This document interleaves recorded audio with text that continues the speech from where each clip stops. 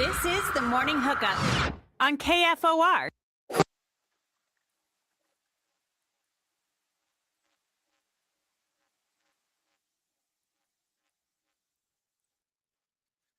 Good morning, Lincoln, Nebraska. Happy Monday. Welcome to the Morning Hookup. Alex, Elijah Herbal, Lizy, Dr. Dane Todd in the house. Your Monday's off to a great start. Enjoy the beautiful morning because they're going to go away for a few days. Enjoy it. Get a little rain, though. That might be nice. No, we need it. That might be nice. Well, I think that's going to be a very welcome sight. The farmer friends are excited. Yes. A lot of them need that. I'm excited. Everybody with allergies are excited. Knock the dust down a little bit. Knock the dust down and get my yard looking a little better. Woo! You know. Yeah, dude, mine looks terrible at all times. Terrible.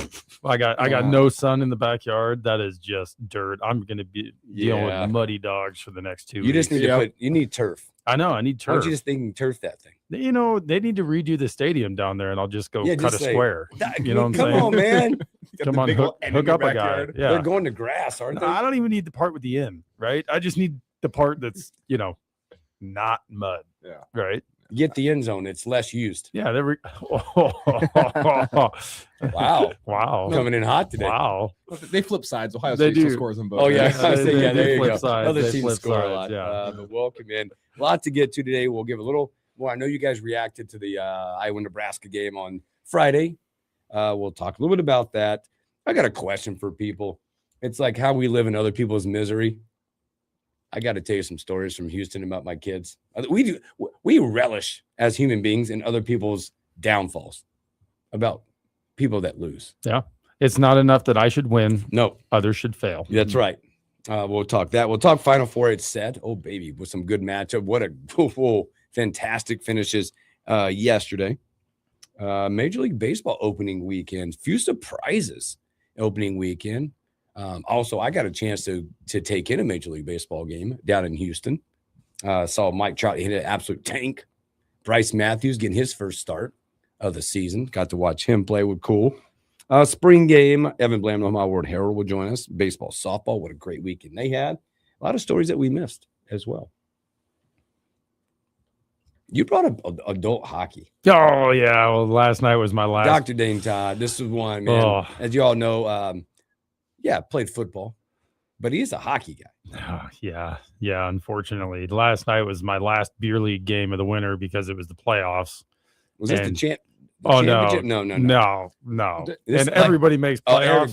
Everybody makes playoffs. Is beer league playoffs anything like NHL playoffs where you like it like a little more cross checking, like I mean, a little more physical? No, not really. I mean, guys try harder because that's how you keep playing. But in reality, there's only 4 teams. And so it's not like playoffs last for a month. That's 2 weeks, right? Like, let's be real here. But man, got dusted last night. I took a lot of minuses in the first 5 minutes. Some bad bounces. It wasn't good. What position are you playing? Defense. Okay. Yeah. Left or right? I typically play right, unless the other player I'm with is also right-handed. In which case you'll flip over. Then I'll be the person who flips over and plays left. But it was not bueno. It was not good last night. So that's all right. I get a little break from playing old man hockey until next winter. The funny thing is I keep getting older, right? And these new young guys come in and they're actually, really good. It's not great. And we've got like the oldest team in the league. Like half the guys on our team are over 40 at this point. It's Is this ugly. An open league? I feel like this with you and like this invitation only. Anybody can sign up, right? Anybody can sign up. And we actually this last year went to 3 divisions. So there's an advanced, an intermediate, and a beginner division. And then we actually draft players. So we pick out basically more or less like the 4 best players in the league are stuck being the captains so that nobody's allowed to like have 2 of those guys on their team, right?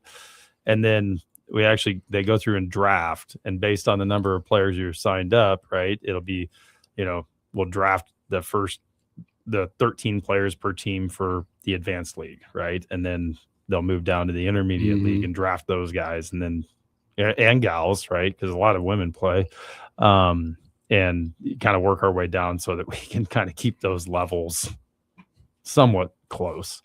But even then, right? Like, well, there are guys out there who skate circles around. That's good stuff. Well, let's talk. We'll go back a few days.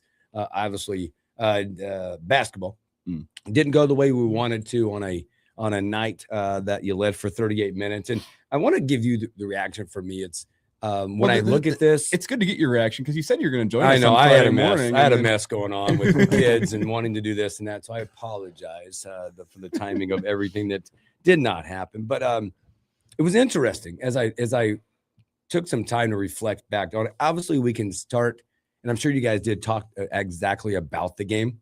My reaction came from looking back, and I read it, and I'm going to read it. Pat Norris had this great quote that I told to my kids because we leave the arena. Boy, it's rocking, by the way.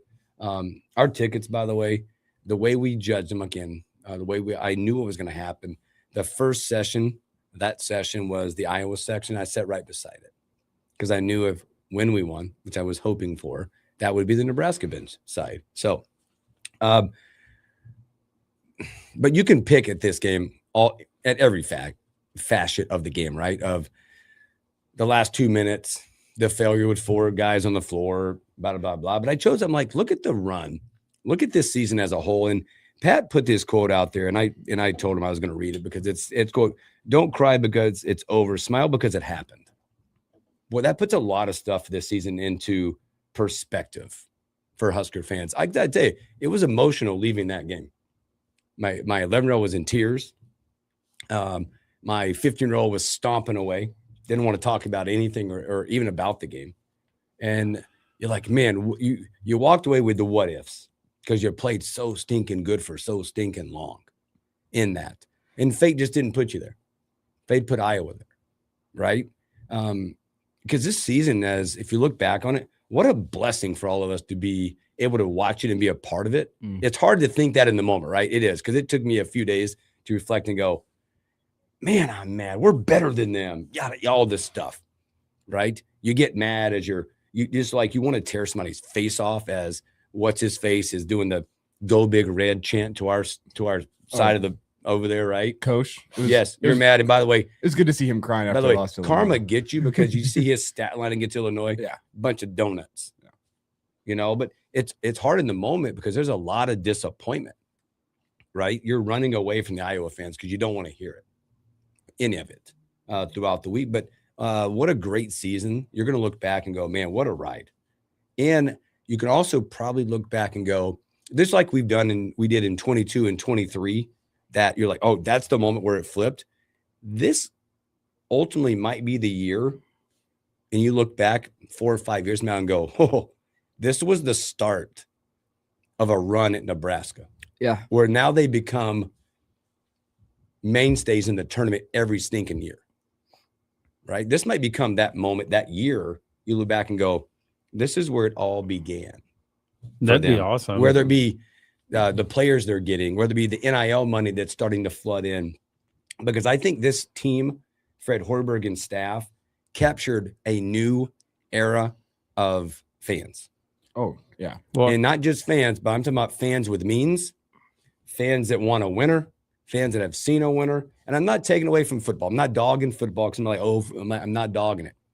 But this is open the eyes. I think there's a group of 30 to 50-year-olds, let's say, 30 to 55, whatever, that have gone, man, they went to hoops with their dads and watched a lot of losers. But now you're like, boy, look at the momentum. Look at what we can do. Well, to show what this team was, you had about as many fans in OKC as you did have at the spring game. Right. I mean, that's just kind of tells you what this basketball game was. And we'll get to the spring game at some point. I mean, it's a spring game, but practice. Yeah, right. We're talking about practice where the coaches are actively trying to hide things from everybody out there. So it's like, okay, Anyway, I always umpire on the day of the spring game because I don't care, man. Like there's so little to take away from that. But to Husker basketball, I think with a couple days to sit on it, Thursday would be more painful if Iowa had any chance against Illinois. They didn't really. Illinois is a much better basketball team. I don't think Nebraska would have beaten Illinois. Would it have been great to see them have that opportunity? Sure. But that Illinois team is playing really, really good basketball. They are constructed well. They've come into their own. I don't think you were going to beat them. to go to the Final Four. We thought they were one of the best value bets on the board when this thing got unleashed. Yeah. I mean, the size that they have, 1 through 5, the way they shoot the 3-point ball, like that is just a nightmare matchup for a lot of basketball teams out there. The Final Four teams we got in, I mean, we are set to have a fantastic Final Four coming up, which we'll also get into that. But if you'd have gone back to, let's say, whenever Nebraska went on the road and beat Illinois, and you'd have guaranteed to me Nebraska's going to make the Sweet 16, I would have taken it. I don't care who you lose to. It sucks losing to those guys. Oh, losing to Iowa. I mean, it feels like it's in every single sport right now, except volleyball. Thank you, volleyball. Yeah, thank you, volleyball. Thank you, volleyball. Yes. But every other sport, it feels like Iowa is just here to steal your lunch money. And that sucks. Not steal it. They're waiting around the corner and you're just giving it to them at this point. It's like the scene out of, you seen the movie The Christmas Story? Oh, yeah. When Ralphie comes around, he's like, I'm about to get my butt kicked. I'm just going to give it up. Yeah. Until it's time that I've had enough. Yeah. But going back to your point, though, right, about this season and what it's done and all those 30 to 50 somethings, right? This is the first time where I'm literally sitting there at home with my wife pulling my daughter out of dance so that she can make it home in time to watch the start of the basketball game and excited about it. And as you said, hopefully this is the springboard to the future. Now, is it really weird now, right? With the whole NIL thing 10 years ago, right? You make a run like this and maybe you pick up a couple of recruits that then you bring on for years, to come. And that's how it builds and grows. But now it does come down to, well, you need some people who are very willing to have basketball be good in Nebraska, and you got to look at transfers and all those things. But if by doing this and showing players and their families and people across the country, like, hey, you can come here and have teams that really, really support you and fans that really support you and are really happy you're here, and a good environment with a great coach in Hoiberg. And you can start to build something there. You got to believe that when you're watching those games, the game before Nebraska, right? I'm sitting there looking at this, and there wasn't a soul in the stands, right? I mean, you're watching all these games and it's empty, and then the Huskers show up and now we've got people there, right? And that plays out long term as you're looking at bringing in athletes, bringing in their families, doing those kinds of things to build a program. Well, and look at how many different sports there are to be excited about if you're a Husker fan right now. Volleyball feels like you can be excited about them year in, year out. Football's football. But then you have the Husker men's basketball team, which feels like they are rolling, and it feels like they have a reason to be optimistic for the future with just the talent evaluation that Fred Hoiberg and that staff bring, not to mention the fact they'll have more money to work with. Look at the women's basketball team. They have one of the most exciting young players in America in Britt Prince. They need to build around her just a little bit better, but you see the talent on display. Husker baseball's on a huge winning streak. I mean, softball looks like they are a Women's College World Series contender to go win it all. Another great weekend with setting an attendance record at Bowling over the course of the weekend. Like, there are so many sports to be excited about. I know football pays the bills around here, and you need football to make some improvements, but there's so much to be excited for other than football right now. It's exciting. It feels like every single weekend you can flip on a Husker sporting event and be excited about the product on the field or the court. It's again, that's how I look back on it, and just an amazing situation that can turn to be great. Is the way we looked at it. But again, we all know that now there's work to be done for Nebraska basketball. There's some big holes to fill. There's a lot of intangible stuff when Sam graduates. That'll be a big one. There's a couple guards we got to get done. They got to find another big guy in the middle. I mean, there's a lot going on. But I think what they did overall was put themselves on the map as a destination to come to. Because you start looking at the Big Ten, not to get too far. Again, we got a long time to basketball season again. It's a unique time in the Big Ten. By the way, there's no doubt that the Big Ten's the best basketball conference in the country. 5-0 against the SEC in the tournament. Classic. There's no doubt. But there's going to be a lot of changes in the Big Ten as this thing comes. When you look at the way Purdue looks next year, the way these other teams are going to look. Nebraska basketball has that chance to really knock it out of the park in the portal, to stay in that top half of that Big Ten coming up. And you look across the rest of the top of the Big Ten, how many guys are either seniors or going off to the draft? I mean, I'm not sure if you guys saw what Frager put out this weekend. Doesn't sound like he's going anywhere. He's hopping on Instagram and bang got Dak, the pride of Lincoln Southeast, who we got to watch for a couple years.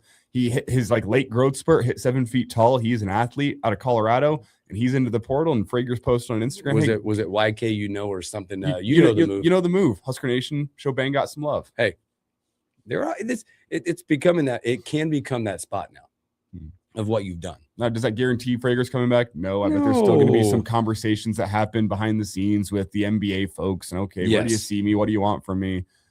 Yes, but you feel better after the weekend seeing that about his chances to come back. And then the question becomes Price Sanford. Can Nebraska financially make it worth his while to come back for another year as opposed to go off to the draft? From what I hear, it sounds like yes. Does that guarantee a guy's going to come back? No. But Nebraska's going to give him an offer that is going to be hard to turn down. As long as he doesn't go back to Iowa. Oh my God. That would be a disaster. Can you imagine? You bite your tongue now. Holy cow. You want to talk about, though, that would be unreal. Think about how quickly the Iowa student section would go from F Price Sanford to we love Price Sanford. Yeah, exactly right. Hey, while we're talking about Husker sports, before I forget, this weekend on Friday and Saturday, Big Ten men's gymnastics championships down at PBA. Okay. So all the Big Ten schools going to be in town. They're highly out there too, aren't they? Mm-hmm. Yeah, the Big Ten men or the Nebraska men are ranked 3rd or 4th in the country. So now there's not that many programs, so that's okay. Don't throw care. A little water on it, but still, they're great guys. It's fun to watch. So I just wanted to make sure people knew that was happening this weekend. Gymnastics is an incredible sport to watch. They are so talented. It's ridiculous. It is absolutely incredible to watch. If people haven't ever gone before, it's incredible to watch. Awesome, good stuff there. Good morning, Arla. Good morning, Flug. What's up, Justin? Hannah, what's up? Thanks for hanging out with us. Hope all is well with you and everybody else out there. So let's take our first break. When we come back, speaking of spectacular, boy, what a finish in some games yesterday. Unfortunately, this is where we live in other people's misery, as I'm about to. So let's come back. We'll talk about the Final Four.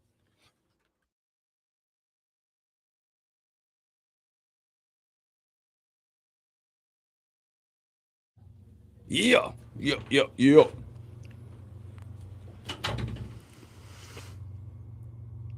Holy Christmas. No, those men's gymnastics guys, they are absolutely yoked. Oh, yeah. And they're flipping around the bar and stuff and balancing. And it's incredible. And the more I've watched it over the years, now I know how it's getting scored and everything, right? And so I can sit there and actually be like, oh, man, that was a terrible routine, as somebody just did something that I could never dream of doing, right? It's like when we watch the Olympics, right? And somebody makes a mistake and everybody who's sitting on their couch is like, oh, what an idiot. Quarterback and finger. Yeah. That's the best part. Is you said dreaming of things I wish I could do. Yep. Yeah. Any kind of flip, I would like to do that. But I did have a lot of fun. I took the kids to that. So we made a weekend out of Houston afterwards. I'm like, kids, we're going down and we're going to live it. And let's just go.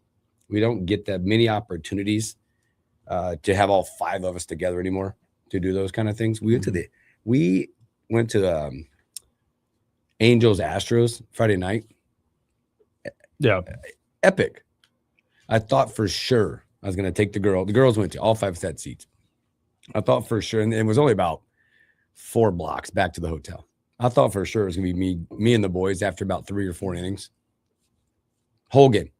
All the way through Fireworks Friday. Nice. Which was amazing. Trout hit an absolute tank. He was like, the night we went, it's my kid's favorite player. He went through the bomb. Bryce Matthews had a hit in the game, had a double. It's cool. It's awesome. It's a good time. Nowadays, the Major League Baseball experiences are way different than when you and I probably went to a Major League Baseball game. When I used to go to Braves games, when I was down in Atlanta, I'm not going to lie, man. I would go once, twice a year because somebody would want to go. Yep. I'd be like, this was painful. Yeah, now it's an experience, man. That and the food they produce. Incredible. They charge an arm and a leg. They do. Well, I didn't have any money to buy the food. It back is a good then, experience. So They do. You're It'd right. be a different experience for me now than it was when I was a broke med student, right? Yeah. $12 Busch Light cans. Yeah, Yeah. I didn't even drink at the game. But it's like, yeah, my kid got like this brisket mac and cheese hot dog. Oh man. Think That sounds about nice. That sounds like some heartburn. My other Though. kid- I might need to take a Tums with that one. Both my other kids had loaded brisket baked potatoes. Ooh, Wow. that sounds good. Like, think about that. Coming back here.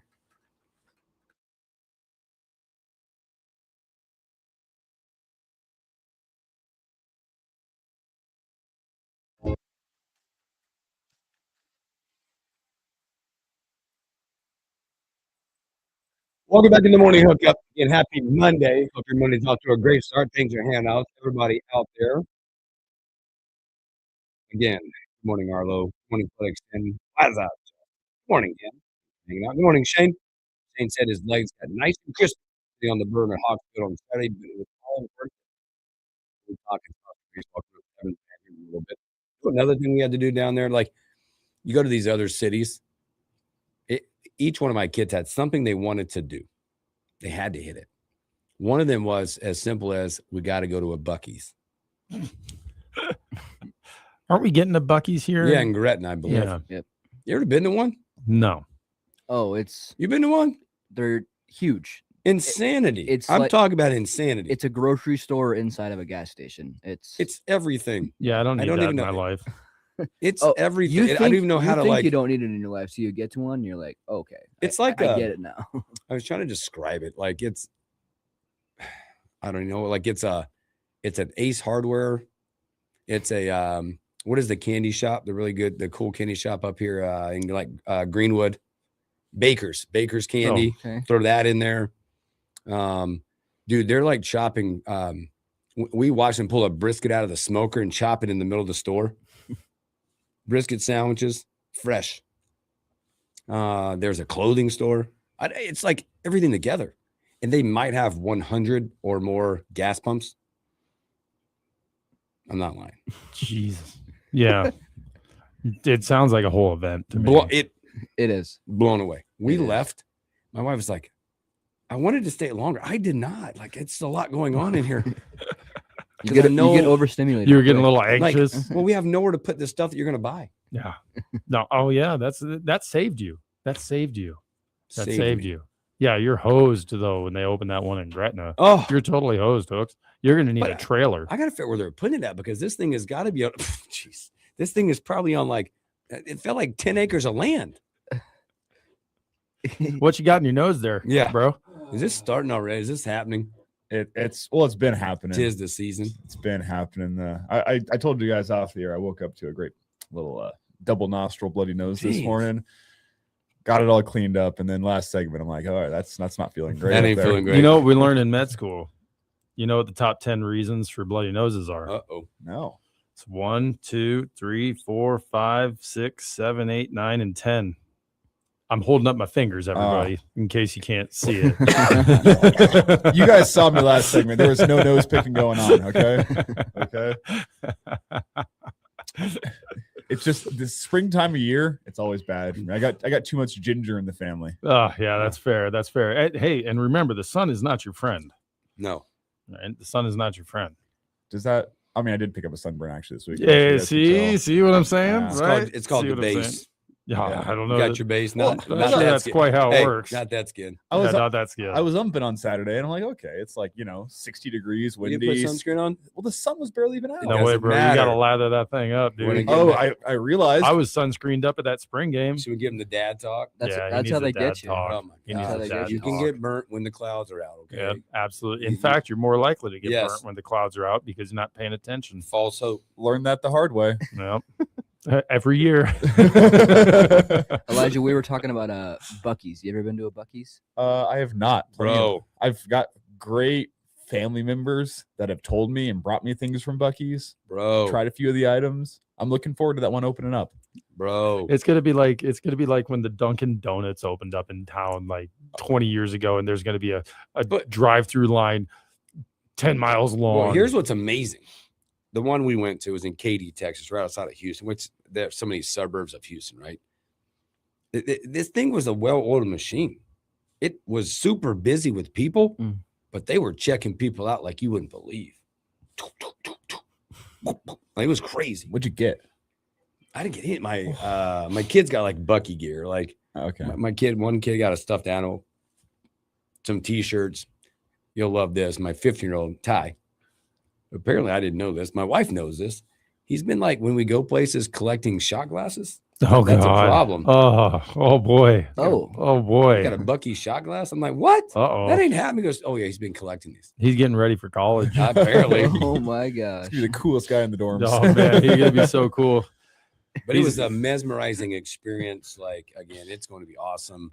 I was like, I think there were like 100+ gas pumps. Oh yeah, it's gonna be a similar. And then it's like, and then there's like, they have like a car wash. Like I don't even know. It's crazy. And there was so many things. Like, you would have loved this. Like, in the middle of the store, first of all, there's a lady, as soon as you walk in, welcome to Buc-ee's. And she had free like candied peanuts.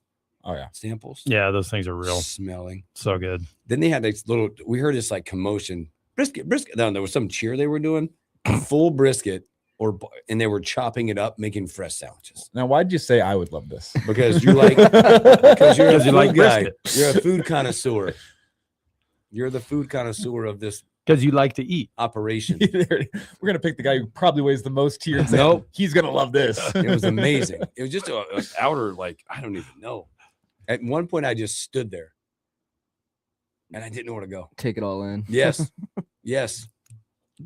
You feel like you needed a leash, right? I didn't even know. Stace, I need you to just hold Well, my I'm just hand. trying to figure out also Emotional support. Yeah. Well, I'm just trying to figure out, like, from then my brain started going like in the business world, right? In the business side of this thing. It's like, and like the building process of this.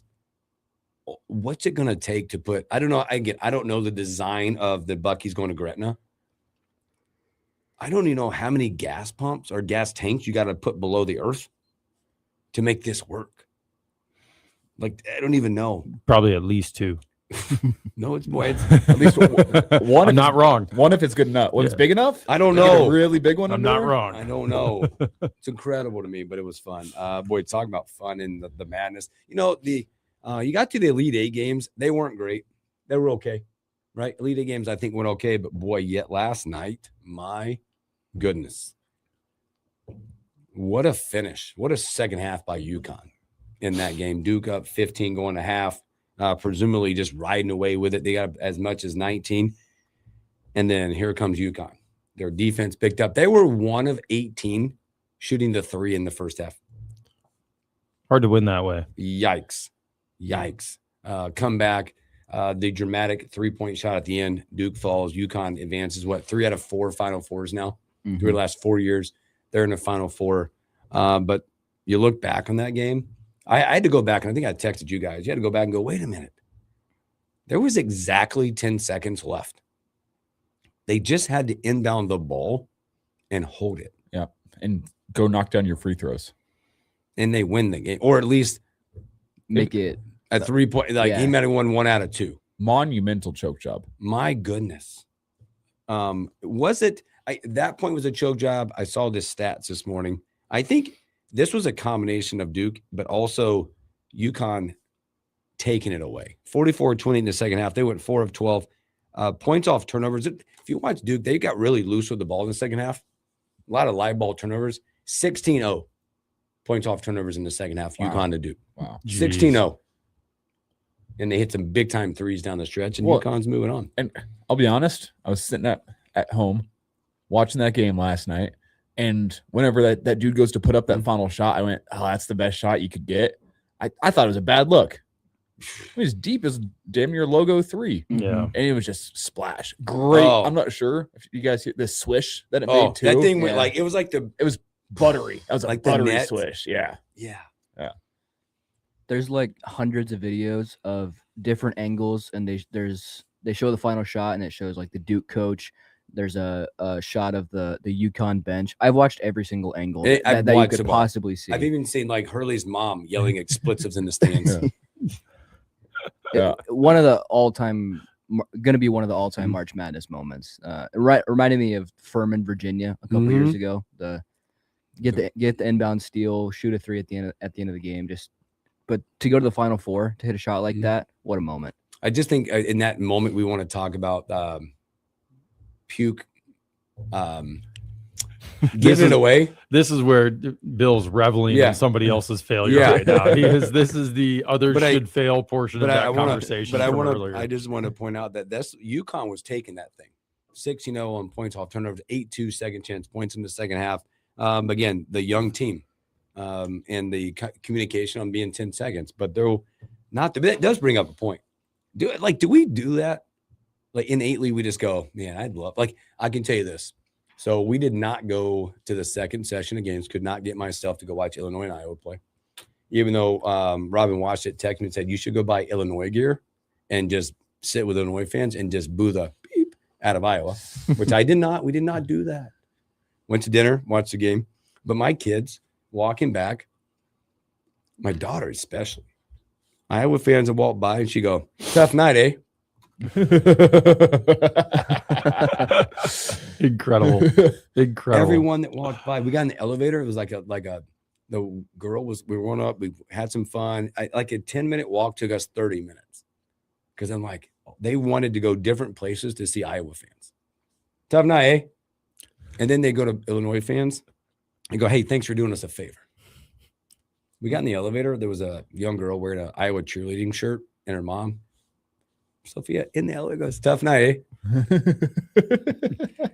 Just know. And I'm not gonna lie to you, we were all like, we were late for baseball practice last night, like 5 minutes late because we were watching in that game. There was a 5-person celebration in my living room when that UConn shot went down. We were running around. That is some deep-seated hatred. Like as a player, like you played football in Nebraska, did you relish in the fact that every time Colorado lost? Or something like that, or like you watch games differently? A little bit, yeah. You know, like, well, I mean, you know, yeah, not so much. Well, it depends on. You're kind of rooting for any team you beat. Well, you're rooting against Southwest to win every time. Oh God, yeah.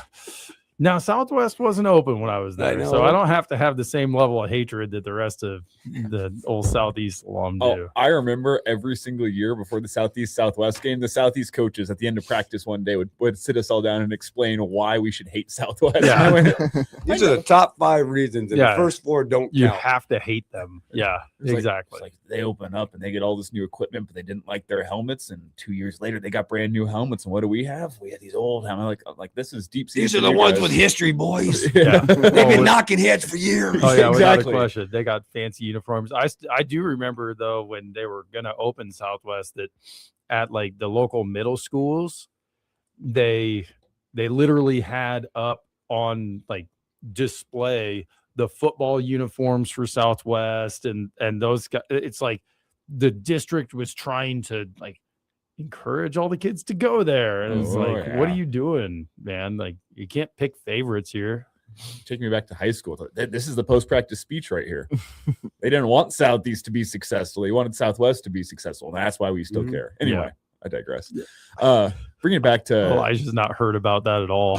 But it just we won my senior year. That's all that matters. That's all that matters. Walk baby. Off. That's all you remember. Nothing else matters after the senior year. Hey, we kicked the crap out of the senior year. I love that. Anyway, back to Iowa fans though, with your daughter.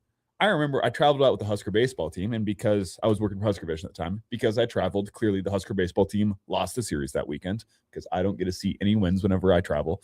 You're banned for there's a 3-year ban on you. And they beat Nebraska, I think by like 15 runs on Saturday. It was like an early Saturday game, so we go back to the hotel. I'm like, all right, I'm going to go walk around, see downtown Iowa City. I had multiple cars at red lights whenever I'm like in the crosswalk, rolling down their windows and heckling me because I'm in a Husker polo. And I'm like, you're associated. I guess. They're like, oh, how'd you like that game today? I'm like, the hatred started there. I was like, these. Did you tell them their corn is still bad? Like, let's be real. Yeah. Like, that's always the statement. No, I mean, being a Red Sox fan, I give him a single. Single finger salute. I love that. Don't even get me started on Nebraska, Iowa, because half my family is Iowa fans. That's right. My dad and mom are both Iowa fans, and That's called emancipation. I have aunts and uncles that I haven't talked to in over a year texting me about the Sweet 16. I'm like, you didn't even tell me happy birthday, but you're sending me a text about Nebraska losing to Iowa in the Sweet 16. Thanks, man. But have you considered finding new family? Yeah. Just because you're related doesn't mean you have to hang out with them. Okay, Yeah. you can move on with life. That's a little known rule. Just because you're related to them doesn't mean you have to continue to be with them. We relish in that a lot, especially rivalries, and that fact that I have friends, they're friends that will text me, and anytime that Carolina missteps, anytime I respond, try to be as cordial as possible. Because obviously they lost at Duke, blah, blah, blah. And it's like, hey, nice season split. I do what I can to make it go away. But then I responded to both my buddies yesterday. I said, weird, ACC teams blowing 19-point leads, a lot in common. I have yet to hear back from anybody.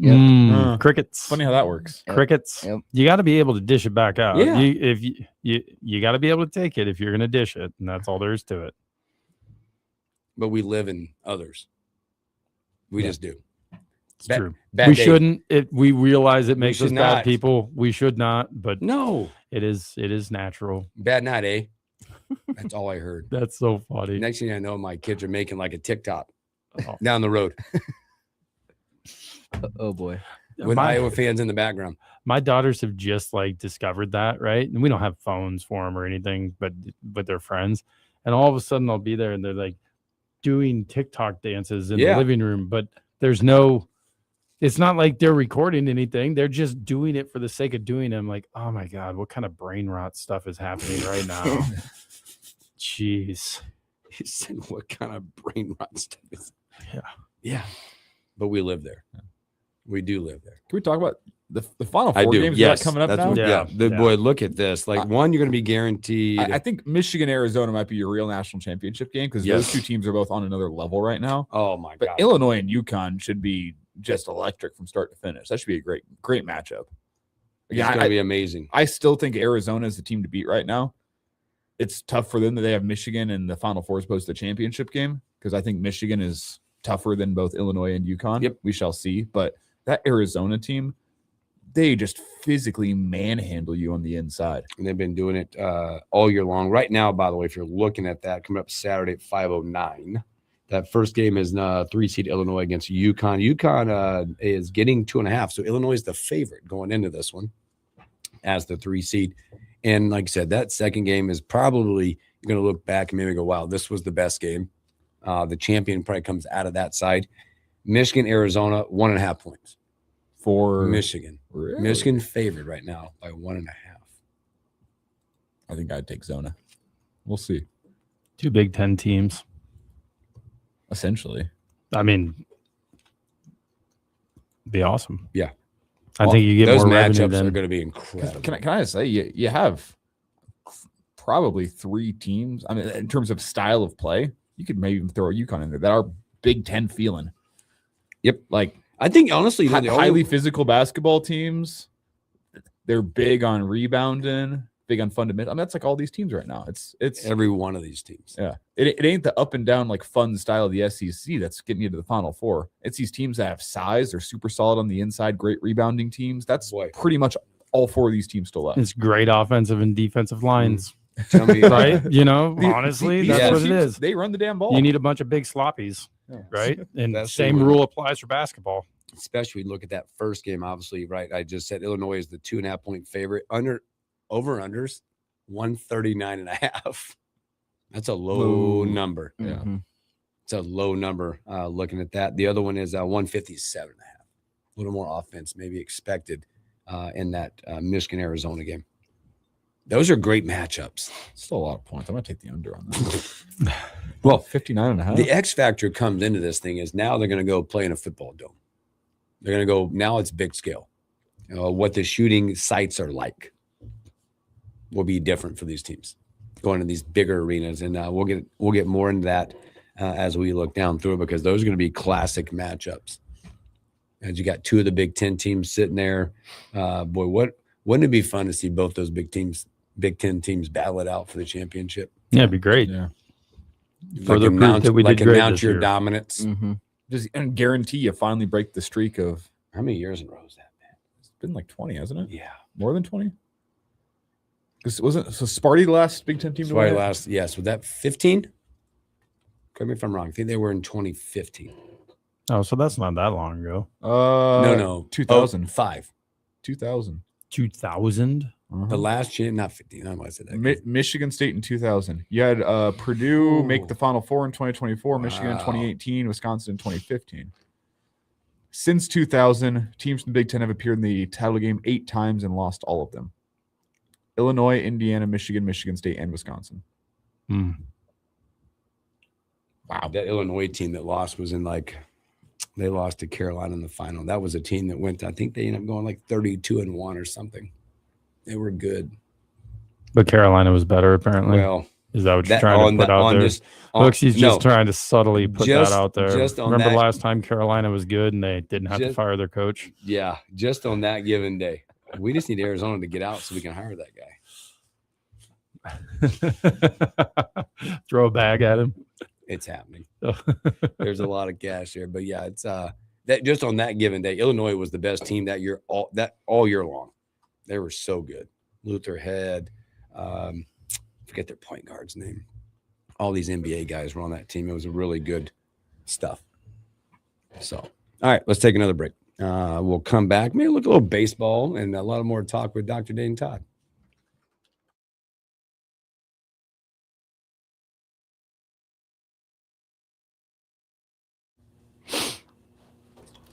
Through this one, so that's a good sign. Nice. A lot of teams in the Sweet 16 laid some stinkers, though, too. How's the one's bracket doing? Morning, DDT, Hooksy, YZ, and Elijah from Megan-5E. Good morning. I feel like, just said, I feel like Buc-ee's creates more jobs than the Google data center. I'm telling you what, man, crazy. Puke finding new ways to lose. Yeah, Athletics. And that one's going to sting them for a little bit because that is now, they blew, I think, a 14-point lead in the Final Four last year against Houston. And then this time was 19 in the Elite Eight. Really?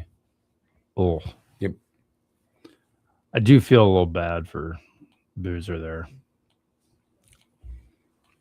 Not for his dad. Well, there's shenanigans out there waving to people as they're leaving. Yeah, that's fine. Take that. There's karma, man. It's karma. It is karma.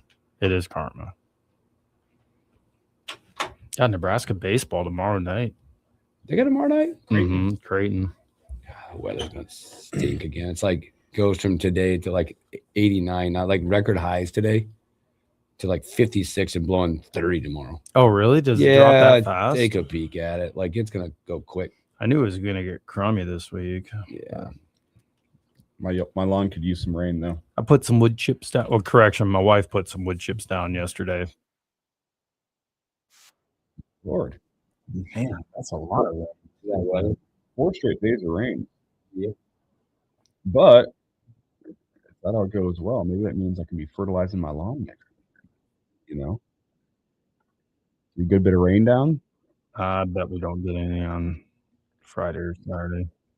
I'm going to call that down. I'll be wrong, but that's okay. It's kind of like I'm tired on Saturday, so I'd appreciate no rain on Saturday. But it's supposed to be like what, 50? Yeah, it flips like come Sunday. Sunday it's back in the like close to 60, I think. Yeah. On Sunday, I think it's a beautiful weekend next week. Kind of looks like it's better. Saturday, it's a chance of a frozen mix. Ugh. We're supposed to have a double header on Saturday. Yuck. I don't know if we'll get through that. Frozen. Our boys supposed to scrimmage on Wednesday, but I doubt it. We got your guys on Saturday. Who's that? 14U Sox. Yeah. Who coached that team? I don't even know. Bogart. Oh yeah. Yeah. I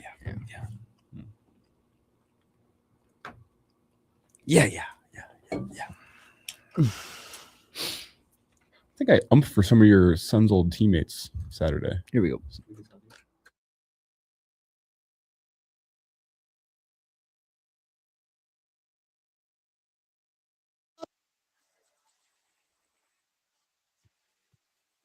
Welcome back in the morning hookup. A few moments left. Thanks for hanging out with us.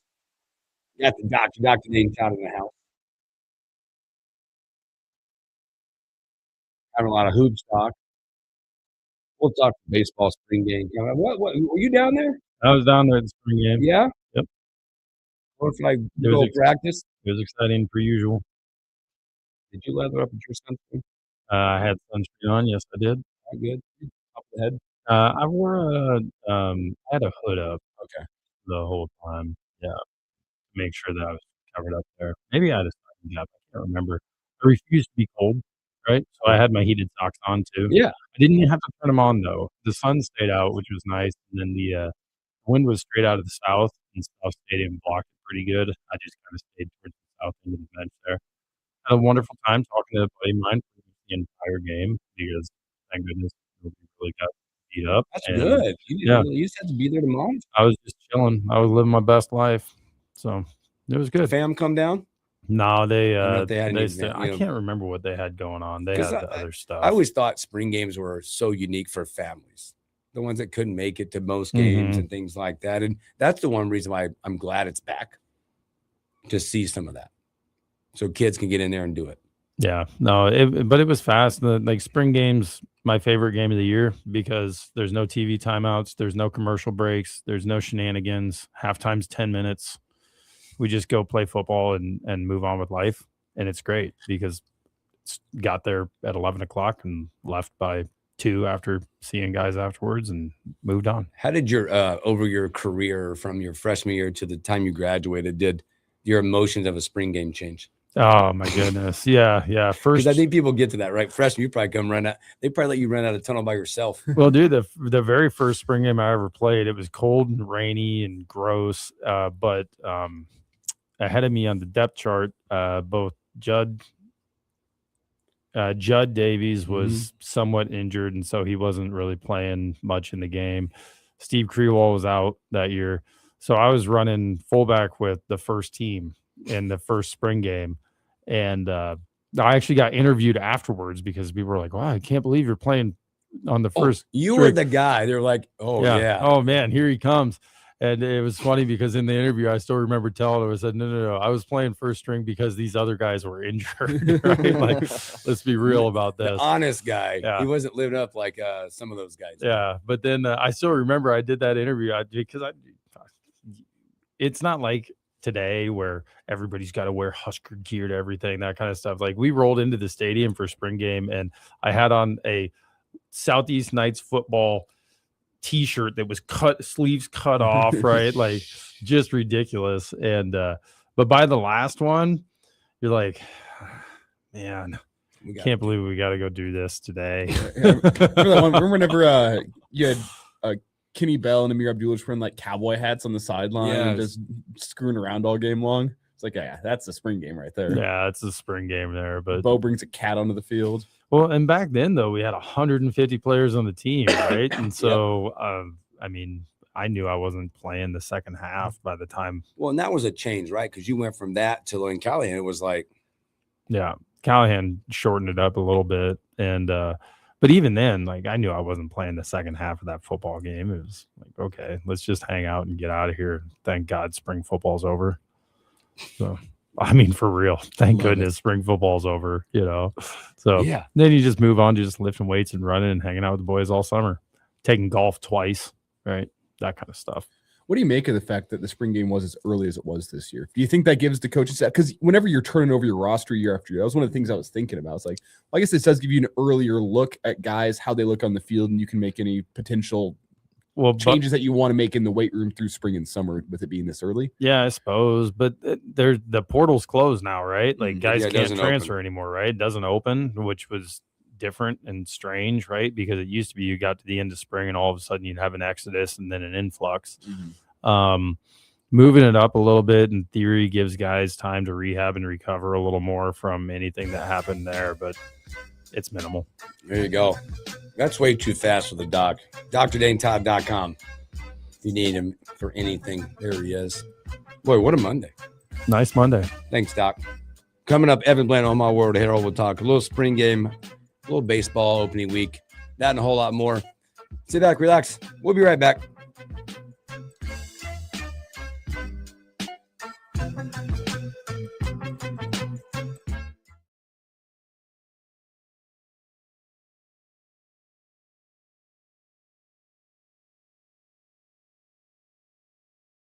source hit hard by global events. American farmers are sounding the alarm by fertilizer prices at planting season. Will this disrupt our food supply? Raising prices? Cause shortages? I'm not waiting to find out, and neither should you. Go to mypatriotsupply.com, get a 3-month emergency food supply. They'll include $200 worth of extra survival protein absolutely free. After serving more than 3 million American families since 2008, you can trust mypatriotsupply.com. Go to mypatriotsupply.com. Braxton was diagnosed with choroid plexus carcinoma, a brain tumor. St. Jude is helping us put away our fears. We have an amazing team that fights for the best outcome for Braxton. He has the best chance here. I don't have to worry that how much is that bag of fluid going to cost me? Can I afford it to save my child's life? The donations, they're paying for me to live every day with my son, be stress-free, and enjoy every day with him. I wish there was a word bigger than thank you, more close to the heart, because thank you's not enough. They've given me hope. They've given me my son. St. Jude Children's Research Hospital. Finding cures, saving children. Learn more at stjude.org. Watch out! You got me! The galaxy is safe once again. In the pretend universe, kids play with pretend guns. In the real world, it's up to us to make sure they don't get their hands on a real gun. If you have a gun in the house, keep it locked, unloaded, and stored separately from ammunition. Safe gun storage saves lives. Learn how to make your home safer at endfamilyfire.org. That's endfamilyfire.org. Brought to you by End Family Fire, Brady, and the Ad Council. Consumers everywhere are loving the benefits of buying locally produced food. Not only is it fresher and more nutritious, it's also good for the local economy. With state-of-the-art facilities throughout the Midwest, the Village Hearth buns you already love are baked and delivered fresh daily to your local grocer. So whether you like unsliced old-fashioned hamburger and hot dog buns or prefer classic white or wheat, just look for the familiar red Village Hearth logo on the package and you've made the right choice. Village Hearth buns, locally baked and delivered fresh daily. How was your break? It was great until I stopped for gas. Prices have gone up almost $1 with no end in sight. I might have to start watching how much I drive. That's exactly why I use Upside. I never pay full price for gas with the free Upside app. Upside? Yes, Upside. It's the free app that gives you cash back just for buying the gas you're already buying. So even with the rising gas prices, I'll never have to limit how much I drive. Does that actually add up to anything? Just last year, I made over $200 with the Upside app. Wow, that's serious extra cash. I'm downloading the free Upside app right now. Download the free Upside app to earn cash back on the gas you're already buying. Use promo code ACTIVE for an extra 25 cents per gallon bonus on your first tank. You can cash out anytime, right to your bank account, or an e-gift card for Amazon and other brands. Just download the free Upside app and use promo code ACTIVE for a 25 cents per gallon bonus on your first fill-up. That's ACTIVE. Offers vary by user and location. Go to upside.com for terms and conditions. This is the story of the one. As a maintenance tech at a university, he knows ordering from multiple suppliers takes time away from keeping their arena up and running. That's why he counts on Grainger to get everything he needs, from lighting and HVAC parts to plumbing supplies, all in one place. And with fast, dependable delivery, he's stocked and ready for the next tip-off. Call 1-800-GRAINGER, click Grainger.com, or just stop by. Grainger, for the ones who get it done. Lincoln's local news, talk, sports, and weather station. FM 101.5, 1240 AM, KFOR, and KFRX HD3, Lincoln. From ABC News, I'm Brian Clark. A union leader in Philadelphia tells ABC some TSA agents are seeing money deposited into their accounts today. They've missed at least 2 paychecks because of the partial government shutdown. But this TSA officer says what they're getting won't be enough. It's not enough at all. We're only going to be back paid for the paychecks that we've missed. Moving forward, we don't know if we're going to get paid in another 2 weeks. ABC's Rachel Scott has more on that uncertainty. 45 days into this partial government shutdown, and Congress has left town for 2 weeks. I've talked to Democrats and Republicans. Right now, there are no plans for lawmakers to return back here to Washington to address this. This has now become the longest shutdown in American history. The president has taken action to pay those TSA workers, but that is only a temporary fix. Stocks are higher, but so are oil prices. President Trump threatening strikes on Iranian infrastructure if the talks over an agreement fail and if the Strait of Hormuz is not reopened. But the president also said there's been positive developments. The Secretary of State faced questions about those developments. On GMA, George Stephanopoulos asked Secretary Rubio about President Trump's assertion on Truth Social that the U.S. was in serious discussions with a new and more reasonable regime in Iran about ending the military operation. He would not, however, say who those people are. Because it probably would get him in trouble with some other groups of people inside of Iran. Look, there's some fractures going on there internally. When asked to elaborate, Rubio would only say, you have people there saying the right things privately. Sherry Preston, ABC News. Part of President Trump's suggestion is the U.S. to take over oil-rich Karg Island. That's Iran's main oil terminal, but ABC's Ian Pannell says that could be risky for U.S. service members. It means you can send drones very, very easily from the Iranian mainland to try and target those U.S. troops. Taking Karg Island shouldn't be hard. Holding it safely, I think, is going to prove very difficult. It's because the island's only about 16 miles off the coast. You're listening to ABC News. How was your break? It was great until I stopped for gas. Prices have gone up almost $1 with no end in sight. I might have to start watching how much I drive. That's exactly why I use Upside. I never pay full price for gas with the free Upside app. Upside? Yes, Upside. It's the free app that gives you cash back just for buying the gas you're already buying. So even with the rising gas prices, I'll never have to limit how much I drive. Does that actually add up to anything? Just last year, I made over $200 with the Upside app. Wow, that's serious extra cash. I'm downloading the free Upside app right now. Download the free Upside app to earn cash back on the gas you're already buying. Use promo code ACTIVE for an extra 25 cents per gallon bonus on your first tank. You can cash out anytime, right to your bank account, or an e-gift card for Amazon and other brands. Just download the free Upside app and use promo code ACTIVE for a 25 cents per gallon bonus on your first fill-up. That's ACTIVE. Offers vary by user and location. Go to upside.com for A Lincoln man arrested after a controlled buy led to police finding nearly 5 pounds of meth. Good morning. I'm Jeff Moats. We're at 55 degrees at KFOR. Court records show 40-year-old Robert Salianos was arrested by Lincoln police for buying and selling suspected meth. It was on Thursday that police got a search warrant for Salianos' house near 16th and Washington. And while watching the home, police saw Salianos leave with a backpack. He was then contacted, then arrested. According to court records, police searched Salianos. He had a prescription medication for another person, 2 baggies containing 6.2 grams of suspected meth, and $500. In the vehicle, police found another 2,200 grams of suspected meth, plus 28 grams of marijuana, other drugs. More were found inside Salianos' home. A pre-construction open house for Project Ostry will be held a week from tomorrow, April 7th, 4 to 6 p.m. in the lobby of Union Bank Place at 13th and O. It will lay out all 3 phases of improvements. First phase starts in mid-April, goes through late fall this year along O Street between 16th and 14th. Then the second phase will follow from 14th to 11th, and the final phase from 11th to 9th. That should all be done by late fall 2027. Among the surrounding spaces included will be the 14th Street Music District. We want to be supportive of fun events like Zoo Fest and make sure that it's easier to have street parties and, support those kinds of gatherings of our community. Speaking last Friday on Lincoln's Morning News on KFOR, Mayor Larry Ann Gaylor Baird said the mantra with the project is to get in and get out with each phase. Lincoln Public Schools administrators and Lincoln Scottish Rite members surprised Scott Middle School math teacher Alicia Davis Friday with the prestigious 2026 Scottish Rite Distinguished Teacher of the Year Award. I'm just completely humbled and overwhelmed to receive this award, knowing the thousands of amazing educators that are in this district. During the assembly, LPS Superintendent Dr. John Scretta praised Davis for her caring, committed, and compassionate approach to teaching. Sunshine today, but increasing clouds will happen through the day, too, and a high of 88. I'm Jeff Moats, KFOR News. Staying healthy and comfortable starts with the air you breathe. If you're noticing more dust, odors, or allergies, it could be time for duct cleaning from Bryant.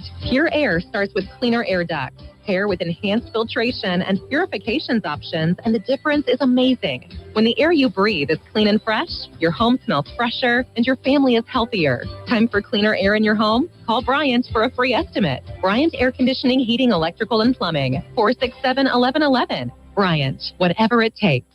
Spring's around the corner, and savings are in full bloom at Menards. Get your backyard ready with garden tools to make every job easy. Define your landscape with durable edger blocks. Then top it off with colorful mulch that keeps weeds down and supports healthy plant growth. You'll also find a huge selection of grass seed and fertilizer to make your lawn the envy of the neighborhood. Gear up, green up, and save big at Menards. Save big.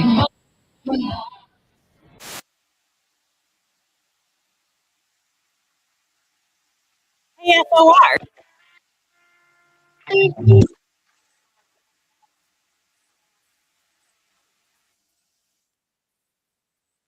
Welcome back in the morning hookup. Special thanks there to the doc, Dr. Dane Todd, hanging out with us on a Monday like he always does. Isn't it beautiful? It's so nice. Coming up, Evan Glenn. We're going to talk baseball with Evan Glenn for about 10 or 15 minutes with Evan. Big weekend for the Nebraska. They have a new number beside their name, which we'll talk about with that. Softball, talk about softball, more hoops and things. Hey, it was just a big weekend down there at Line Drive, right? It's Line called Drive, there. baby. There was a lot of line drives. Yeah. Husker baseball and Husker softball, some simultaneous games going on. And I didn't get down there, but I think that probably made a unique environment, didn't it? Having both going at the same time. Mm-hmm. Well, setting attendance records across the way at Bowling Stadium. Think about it. And we talked about this a little bit on the weekend editions of the Average Joe Sports Show. So if you catch those online, I'm sorry if I'm bringing up an old topic you've already heard, but what are the chances that you both have a super regional at Bowling and a regional at Haymarket Park this spring? That's what kind of path both these teams are on. They are. I think, was it baseball? It's 16 out of 17 now. Is that right? If I get my math right? 17 out of 18. 17 out of 18. Big sweep this weekend. Softball set himself up. Softball. That was a big one for softball. They've won a good amount of games in a row as well. Taking 2 out of 3 from likely that was the second best team in the Big Ten. That was their first loss of the Big Ten season on Saturday, but they came back and won the series against a top 10 team. That is 100%, 10 times out of 10. You'll take 2 out of 3. Yep. A big one just based on the 2 out of 3 against another team, by the way, that could be in contention to be hosting a super regional. That gets you to the Women's College World Series if you do that against a super regional team of that quality come I'm just going to say, because softball, like baseball, not many RPI opportunities left on the schedule, especially for softball, because I think is that the last ranked Big Ten team? Are they the only 2? Question mark. In softball. Baseball will have some opportunities left as you've got some of those we'll call them the upper Big Ten teams that are out there. Oregon's in the top 25. Okay, so it'll be another opportunity. Do they play Oregon? I do not know. So I'm bringing up questions I should have thought about earlier. I'm quick with my research here. The morning hookup research department is feverishly working here. Everybody's on the prowl. I am not seeing Oregon on the schedule. So tough as you go through that. Nebraska baseball, when you look at RPI opportunities, obviously they won a lot of games in a row. Coming up, they got Penn State. Nope. They will get to go to Oregon, which that'll be a big opportunity out there from an RPI standpoint. USC, that'll give you some home field there. But other than that, you're not looking at a schedule where there's where in the Big Ten you got to stack wins. Yep. Simply put, if you want to be a team that's hosting a regional, you cannot lose a weekend series from here on out. Nope. And you have to take care of business in the midweek more often than not. Yep. And you've done that so far. Another opportunity tomorrow for those. So we'll talk to Evan about that as we come up. Boy, Major League Baseball opening weekend. None of us, I don't think any of us would have predicted that the Rockies would start the season 0-3. But all of those losses by 1 run. They're playing good ball. Yeah, their differential is only -3. And they're 0-3. 0-3. That is a major step in the right direction for the Moral Rockies. victories. They're not getting blown out. It kind of felt like when you look through it, like a weekend of non-surprises. Obviously, the Dodgers start off to a big boy. Maybe a bigger surprise. Paul Skeens getting lit. Woo. Didn't make it out of the first. Oh, no, Cruz didn't help him either. No. Yeah, remember how when we made our preseason predictions, we asked if Paul Skeens would still be a Pirate by the end of the season? After game 1, I'd like to change my prediction to no. I think the percentages dropped dramatically. I'm already on no. Yeah. So I'm already. You guys are both on no. And I'm like, no, they'll make it to next offseason. And then I saw the game 1 performance and I went, ooh. I'm not feeling great about my decision to say he'll still be a Pirate by the end of the year and that he'll lead the league in strikeouts. He's going to have to get strikeouts because his defense ain't helping him. That's for sure. Oh, Ooh, my boy. gosh. Some other teams, your Red Sox got off to a 1-2 start. Ominous out there. The Yankees off to a 3-0. Toronto off to a big start at 3-0. Hey, now they have the Rockies, so get ready to see 6-0 Blue Jays. Probably a lot of people out there as Toronto fans are probably going, see Bo Bichette? Boy, what is he off to a 1-for-14 start? Took how many games for the Boo Birds to come out in New York for Mr. Bichette out there?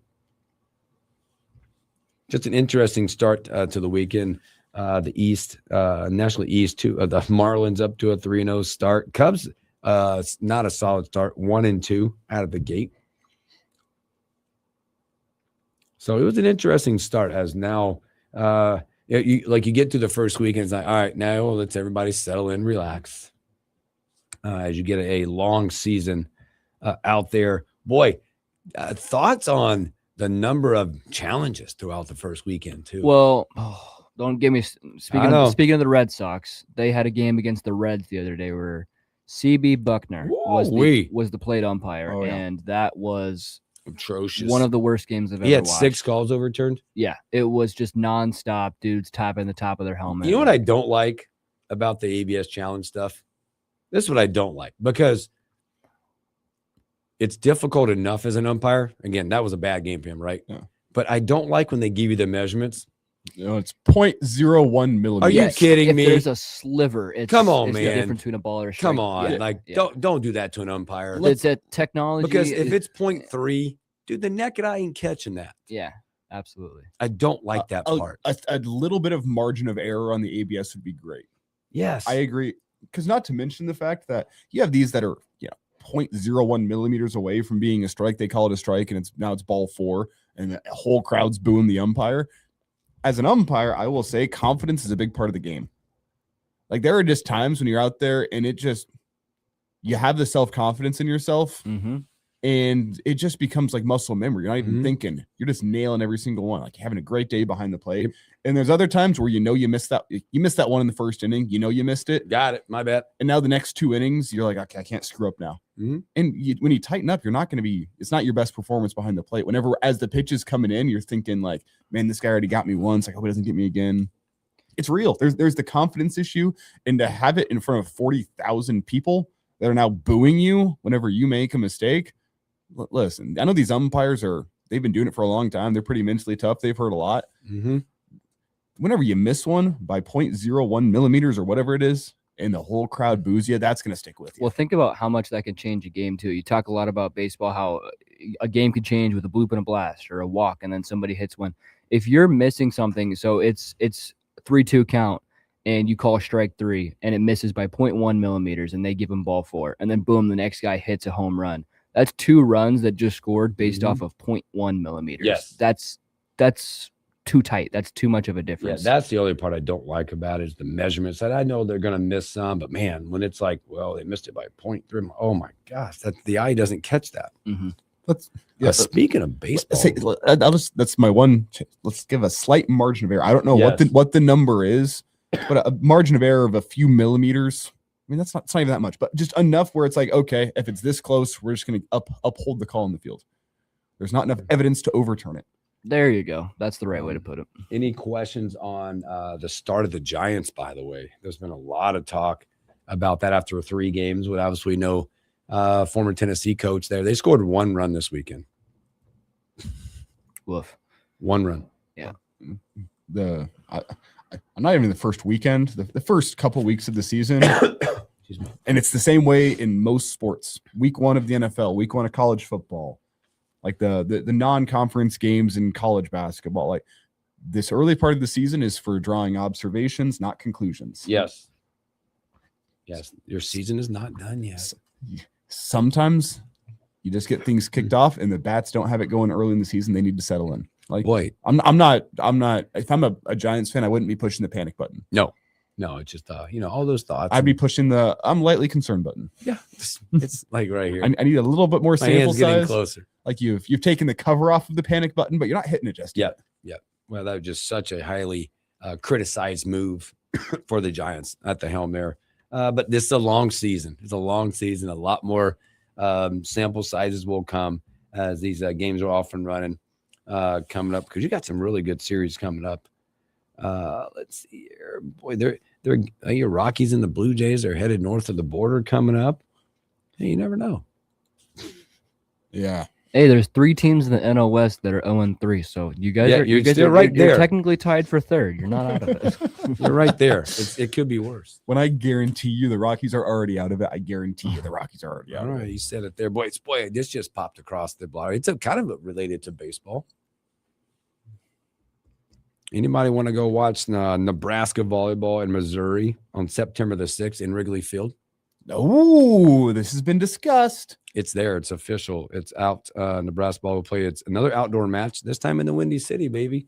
September 6th, Big Ten SEC Challenge at Wrigley Field, September 6th. We'll take Huskers in 3 sets. No other information released yet, but there you go. Baseball related. Huskers are going to take over Chicago. They've been discussing this for about a year now, behind the scenes. This will be great. There's a big contingent of Husker fans in Chicago and Big Ten fans in Chicago, volleyball fans in Chicago. This will sell out, right? Oh gosh, I think just the thought of Chicago, Wrigley Field itself, and then add in the rock stars of the Nebraska volleyball coming to town. Game, set, match. That's going to be it's a hopefully again in that time frame the weather cooperates like it did volleyball day here. It all came together. But man, again, that'll be awesome. September 6th. Oh, here we go. I haven't done that research yet. I just read. Because is that not the same day as? That's a Sunday. That's what it says. Sunday the night. 6th. Okay, so it's the day after Nebraska plays Ohio. Sunday the 6th. Okay. Now you got to pick which way you're going to go. So, all right. Interesting timing on that. So, all right, let's take a break. And when we come back, we'll have Evan Blam, the Omaha World Herald.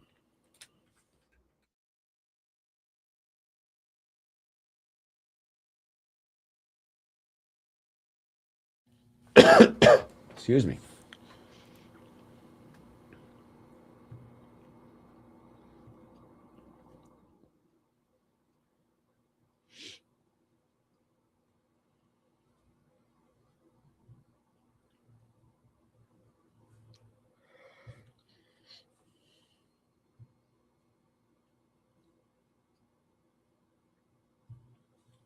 Yeah, baseball just did their jam, baby.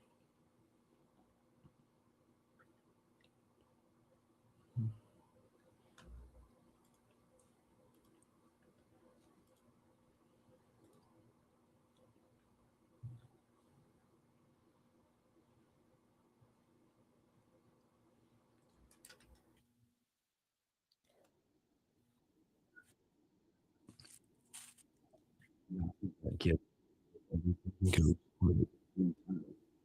out to the bunk. Who? Yeah, Carson Yassel. I love his line. 10 strikeouts, 5 walks. But he had 10 Ks.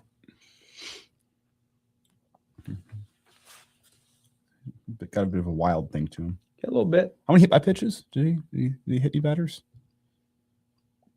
I feel like if you're throwing 98, you got to hit a couple batters. No, I don't see one. He did the wild pitch. Throw that in there. 99 pitches, though. I tell you, that's the big thing, man.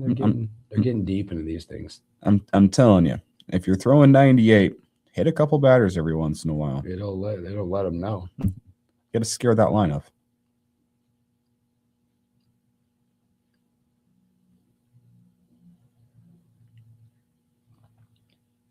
Well, they did it. I think that's that move of getting Kotsky to Sunday is going to be loom big for Nebraska.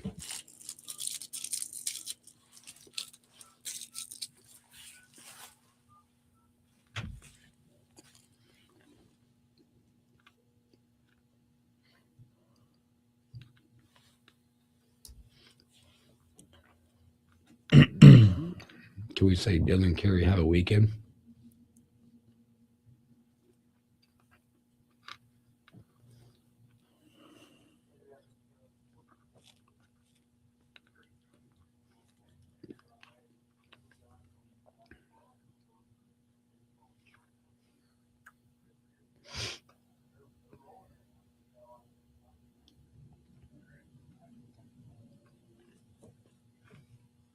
Did you see this angle of Hurley, by the way?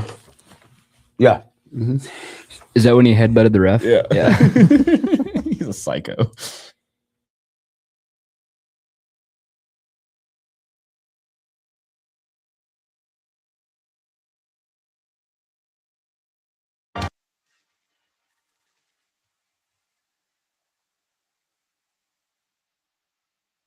Welcome back in the morning hookup.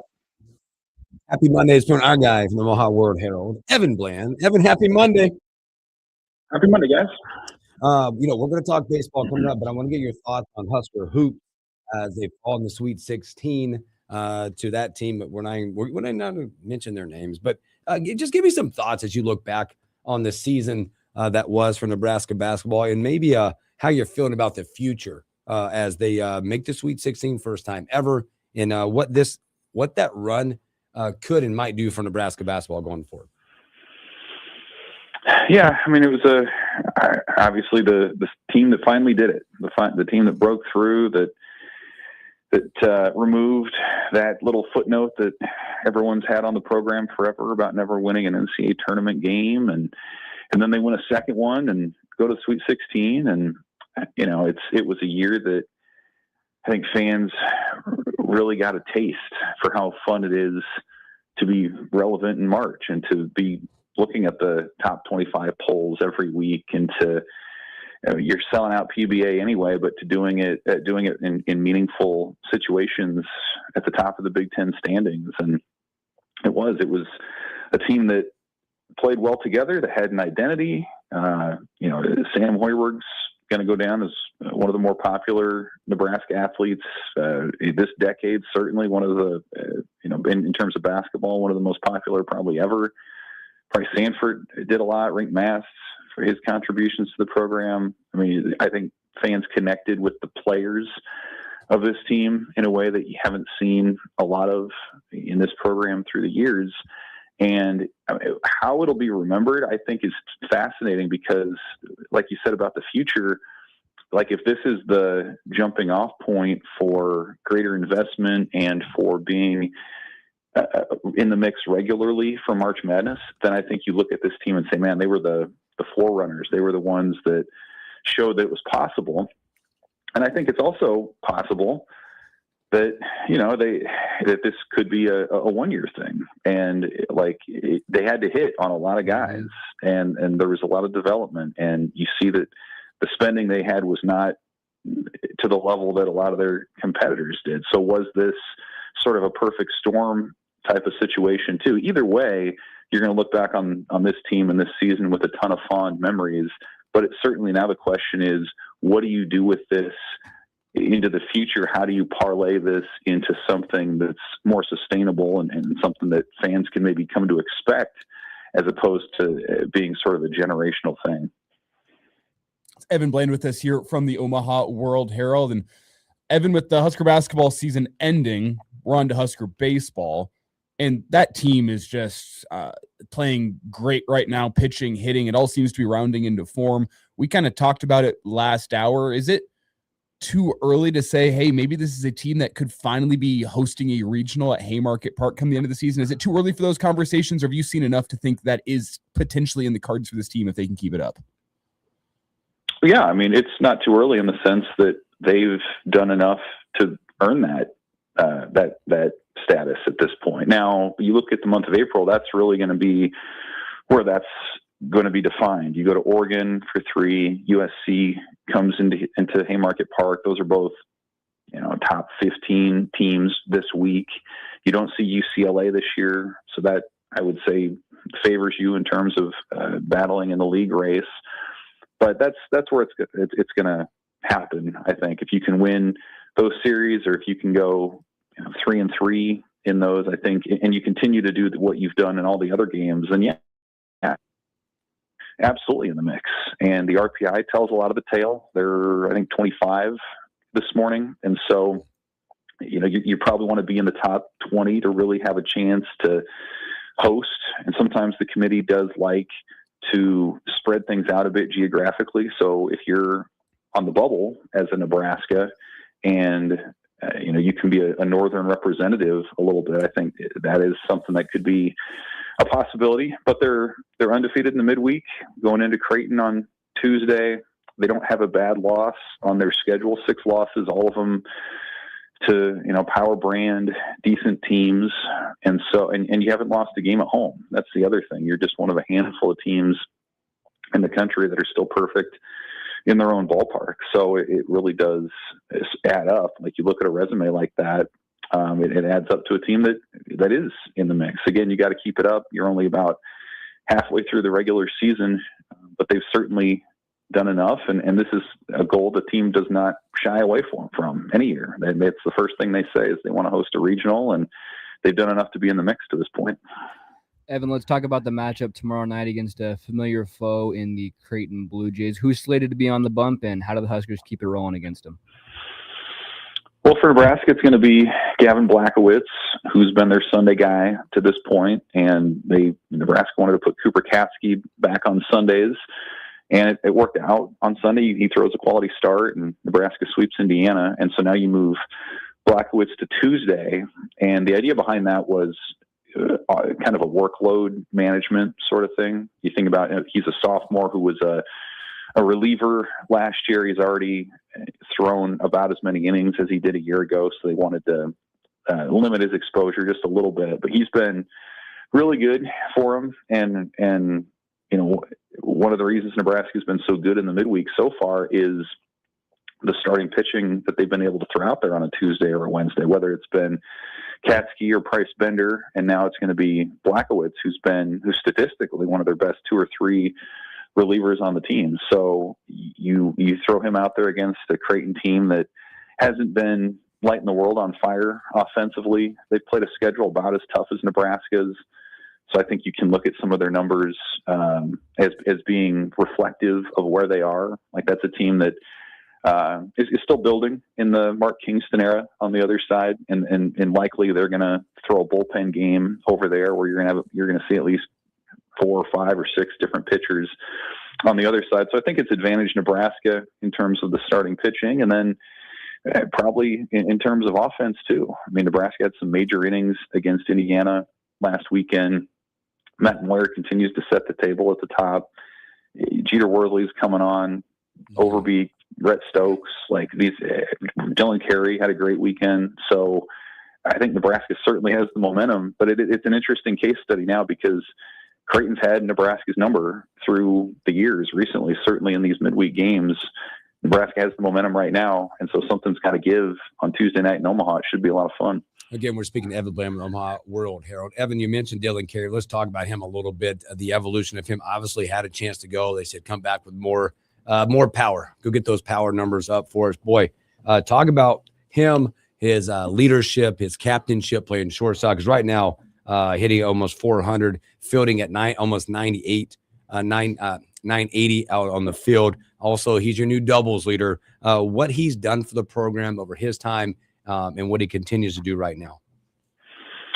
Yeah, he's one of a bunch of really good stories on the team right now. And yeah, you reset it. Like, Nebraska coaches expected him to go pro last summer. He expected to go pro last summer, and coaches, scouts came to him and said, look, we like your defense, but if you're going to be a shortstop or an infielder at the next level, you need to have more power and be more of a threat offensively. And so he took that to heart, retooled his swing in the off season, bulked up, and now he's been out there, and you see he's leading the team in home runs. He's got 8, set the career doubles record last weekend, like you mentioned. Intangibly is one of the clear leaders of this team, a major glue guy for what they want to do. And he's sitting in the middle of the lineup, hit a grand slam on Sunday to help ice it against Indiana. So, sometimes you got to have like these things come together. And in the moment, he was, really disappointed that he didn't get his chance to go pro. But now he's used that second chance to boost his stock. Nebraska's winning at a rate that it hasn't since he's been there. So it's, I think, a deal that's paid off for everybody. And he's still got half a season to show that. But I think he's put himself in position to continue playing baseball after this year. And, certainly Nebraska is in position to be playing baseball well into June at this point. It's Evan Bland with us here from the Omaha World Herald. And Evan, there was a big baseball series, big softball series going on this weekend. Obviously, basketball. It all seemingly kind of overshadowed the spring game. Compared to previous years, it was sparse attendance, so you still did, I think, 25,000 plus in the stadium. Is there any real takeaways from you from a Husker spring game on Saturday? Yeah, I know that was the announced attendance. I don't know that people in the stands was more than 10 to 15. Yeah, that's what I was thinking.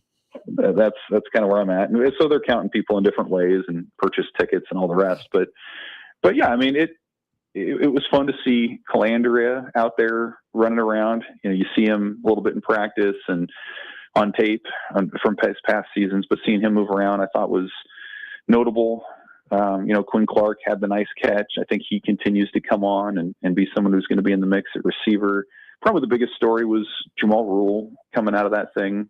Had a couple of big runs and was getting a lot of carries and workload.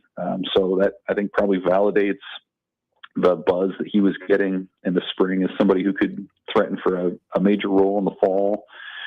Defensively, it's kind of hard to tell when you're going full contact kind of to a point, but not necessarily fully. Jasir Whittington at defensive tackle was impressive. I think Nebraska found something there in the Pitt transfer, and really like the transfer class and all. I thought and that was something I wrote about. On Sunday was, I mean, they bring in 16 guys and you can see 12 or 13 out there in prominent roles, making contributions in line to be starters or on the 2 deep. So I do think Nebraska made itself better through the portal. Clearly, they've developed some of their other existing guys. And so, this is the thing that's going to have to get us through until the games start happening in September. And, I thought some of the individual development pieces were certainly evident on Saturday, and now it's a matter of how that continues to come together until the games start to happen in a few months. Talk about the performance from Jamal Rule. I know it's the spring game, and I know it's you want to take everything with a grain of salt. But in a running back room where they might need some guys to step up, pretty promising from the freshman there in the spring game. Yeah, he looked really good. I mean, he had explosiveness. His frame looks like a guy who can take some hits in the Big Ten. He's not the biggest guy in the world, but he's not 175 pounds either. And so he's got the instincts, and that's a position where you can come in as a freshman and make a difference. You're not going to do that on the defensive line or the O-line.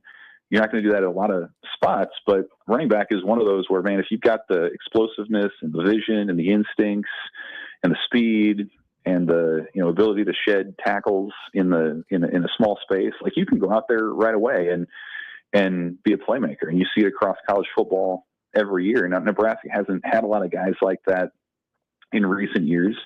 And you kind of couple that with the fact that obviously Emmett Johnson's moving on, and the guys who are there, Isaiah Mosey's still moving into being a full-time running back. He's less than a year into doing that. Mekhi Nelson's still a young player. Ives. So there's an opportunity for Rule, and he's gone out and showed it this spring. Certainly showed it on Saturday, and yeah, I think he's one of the guys who's probably raised his stock the most since February, and it's certainly earned a chance to be in the mix come September. Again, we're speaking to Evan Blam of the Omaha World Herald. Evan, I want to go back to baseball a little bit, and just I'm such a stat guy, and I love that when teams play great catch, whether it be on the bump, they throw a lot of strikes, get you deep in innings, but also defensively. Talk about this team defensively right now. They're above 980 right now, which is, I don't know where that ranking is, but the ability to play good defense behind that type of pitching, how important that is, and how much further that will carry teams as they get deep in these games in season. Yeah, no, it's a good point, because that's been an area Nebraska's kind of snuck up on people in the last month or so. I would say they were an okay team to start, but you look now, and I mean, to your point, 983 fielding percentage, that's top 15 in the country. And so you're doing a lot of favors for the rest of your team, for your pitchers, for your lineup, not needing to do a bunch of stuff. And you saw it play out, like the difference against Indiana. I mean, the Hoosiers were throwing the ball around a little bit and making some mistakes defensively. And it's not always necessarily like the unearned runs that come from it, but sometimes it's just, hey, you made a mistake, and now your starting pitcher has to throw 15 more pitches, and that means you have to go to your bullpen an inning earlier, and that means you have to rely on somebody that maybe you're not as comfortable with in like the 7th or the 8th. So there's this trickle-down effect that goes beyond just, the immediate runs that maybe come from a mistake. And Nebraska's been just rock solid. I mean, you talk about Dylan Carey, he's one of the best defensive shortstops in the country. Matt Moyer in center field, I think, has really settled in. That was, if you think back to the preseason, that was a question mark with them moving Devin Nunez out there. I think Moyer's really taking command of that. You feel good about Joshua Overbeek at third base doing his thing. And even a guy like Jeter Worthley as the catcher. He's a true freshman. He's been out there, not a lot of mistakes back there. I can't think of any, if any, wild pitches or pass balls that he should have had or anything like that. So it's a team that can rise up and beat you, but also I think in college baseball, it's just as important, maybe more important, to not beat yourselves. And that's been something Nebraska's really figured out here in the last month, especially. I was just going to ask you about Jeter Worthley to go back with that 991 behind the plate as a freshman and how impressive what he's been, because let's remember this kid. I think his opening weekend, he was close to batting like 120. He's now above 300, but his ability back there to be a true freshman and catch these guys, be a great receiver of the baseball, and also with a fielding percentage of right now 991. That goes a long way for a freshman and to almost quarterback this team from behind the plate. Yeah, he's been really impressive. And he's hitting 325 and he's got the speed. He's played a little bit of outfield when they've needed him to. He can be a corner outfielder too. So, you think about everything that's on his plate as a hitter, just as a freshman in college, and now having to handle a pitching staff and do what he does behind the plate. He's started, I think 23 games right now. So it's not like they're easing him in at all. And he's sitting in the 2-hole. And if not for Matt Moyer doing what he's doing, they'd be hitting him leadoff right now. So, extremely impressive what the Lincoln East grad's doing. And, one of the probably more impactful recruiting flips that Nebraska baseball's had. Remember, he was committed to Michigan as a high schooler and then came to Nebraska. So this is a guy who's going to be a 3-year mainstay for the Huskers, probably going to be a draft pick, I would certainly think at that point.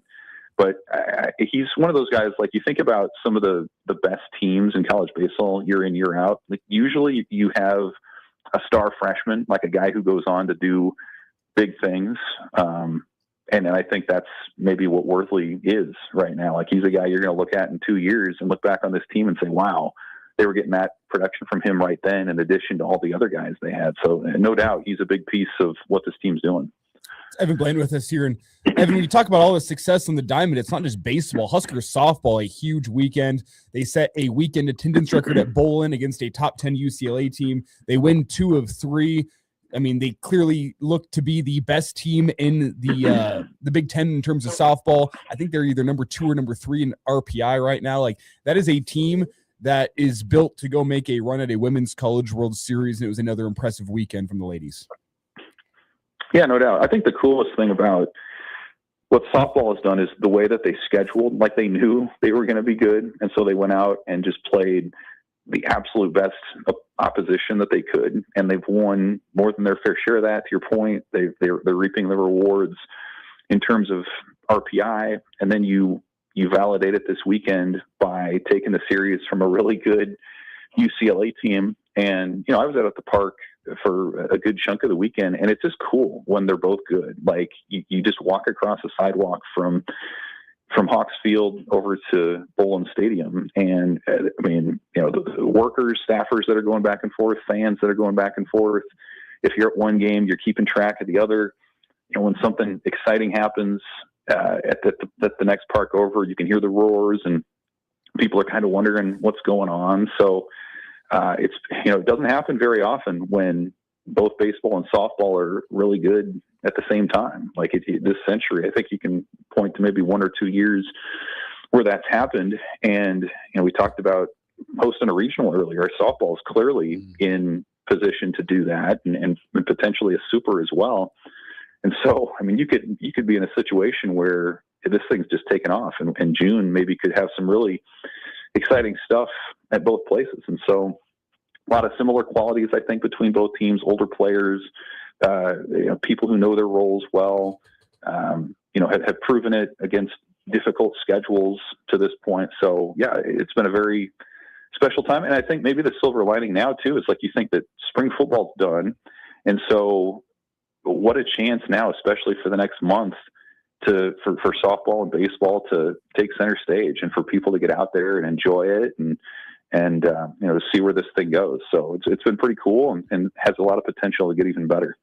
Evan, before we get you out of here, call your shot with the Final Four. Is this the year the Big Ten finally breaks the drought and wins a championship? I think so. It's a remarkable record. I think it goes back to 2000 that a Big Ten team hasn't won a basketball men's title. I thought that was going to be the case before the tournament started. Michigan, to me, was the team that's going to cut down the nets eventually. They're just too talented. I thought they were bored at times during the season almost. And now you look back on the year and how good the Big Ten actually ended up being, and Michigan ended up running away with that. I think Michigan finds a way.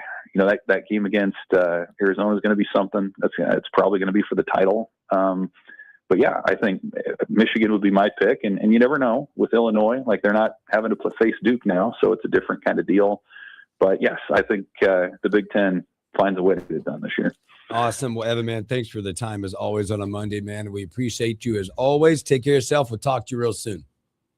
Thanks, guys. See ya. Evan Blam on My World here. Great stuff from him. Let's take our final break and come back with a bunch of stories that we missed.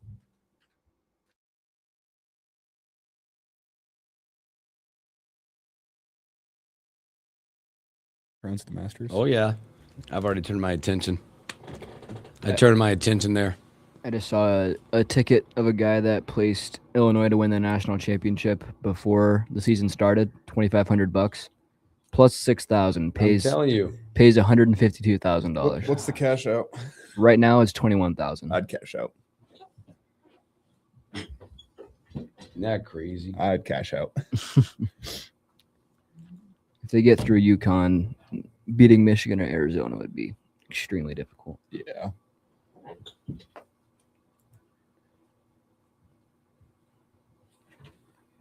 Jeez.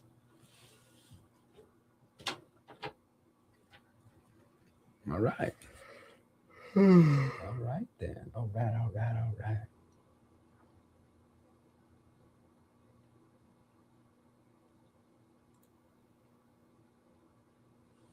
Let's send this out. She's got a phone.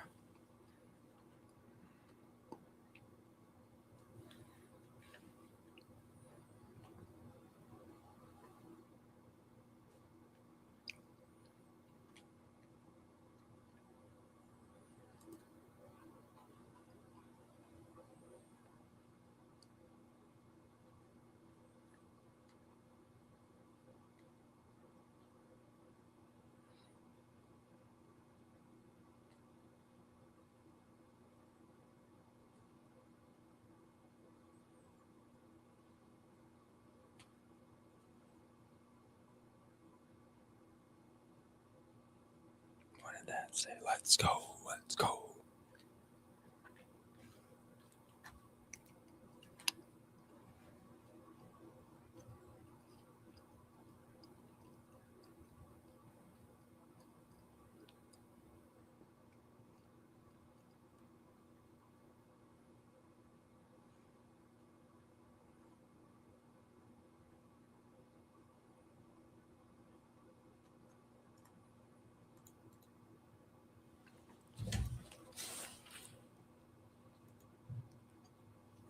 No better story. I got that one. What else we got up here? Oh.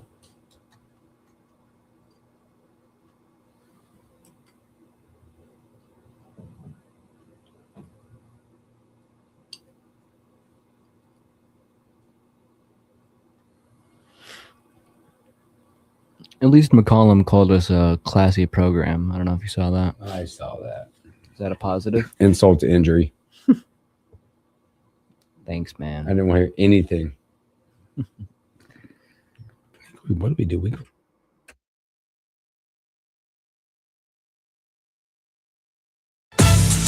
The stories we missed. The Morning Hookup. Welcome back in the Morning Hookup. Special thanks to Evan Lamb, the Omaha World Herald. Great stuff from him. Boy, I tell you what, there's some really good stories that are throughout sports. I don't know if you got a chance yesterday to watch the final round of the Houston Open and Gary Woodland. Boy, he hasn't won in over 7 years. This is a guy that has been through it, like a lot of people, right? He underwent surgery to remove a brain lesion back in 2023.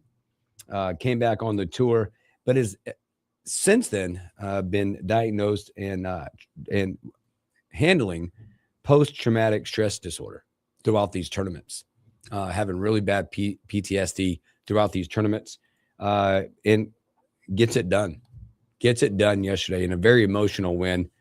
Great story of a great guy in the world, 41 years old.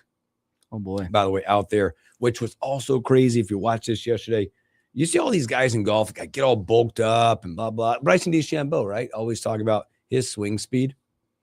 I don't know if you saw it yesterday, but this is a 41-year-old golfer-looking guy who was firing up at 195 mile an hour as a ball speed. Tops in the tour.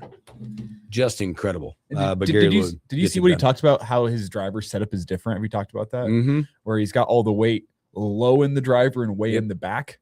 And apparently that just completely changed up his game in terms of his ball speed and how far he found a driver that worked for him. Yeah, but still 195 at age 41. And it doesn't even look like I do think it is. The guy just found the equipment that worked for his swing. Like, it's not like he looks like he's hitting the ball like extra hard. It's not like Bryson DeChambeau where he's clearly hitting the gym and putting his everything into It's a golfer, dude. Just a guy that found the right swing. I'll say, but pretty emotional win. If you listen to it yesterday, his interview and about the people that surrounded. Boy, I'm not gonna lie to you, I got a little dusty in the room watching that. And great story. He moved up to number 25 at the FedEx, and he gets that special invitation. He'll be playing at the Masters, which is how many days away? We're like 8 days away from practice rounds, yeah, and 10 days away from the opening round. Yep. If you want to watch good golf, watch it this weekend. I think it's the Valero. Is it the Valero this weekend?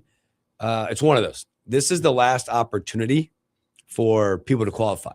One Ricky Fowler needs to win, or other guys that need to get in the top 11. All this stuff. This will be an electric golf tournament. Be interested to see what Gary Woodland does, as he's qualified now. Yeah. Do you need to? He's supposed to be in the field next week. I don't know. We'll see. Scotty Scheffler, I think, returns maybe for a tune-up after the birth of his second kid.